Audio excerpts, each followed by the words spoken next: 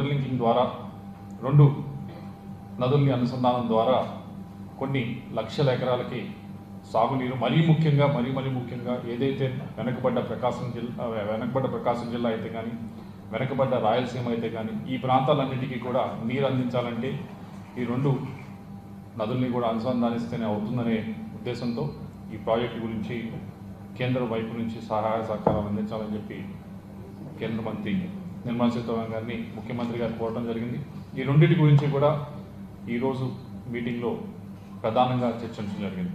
అలాగే మరొక కేంద్ర మంత్రి గారు జయశంకర్ గారితో, ఎక్స్టర్నల్ అఫైర్స్ కేంద్ర మంత్రి గారితో కూడా ఈరోజు ముఖ్యమంత్రి గారు కలవటం జరిగింది. ముఖ్యంగా ఈ సమావేశంలో ముఖ్యంగా చర్చకు వచ్చినవి, సరే ఈ మధ్య అమెరికాలో ఏదైతే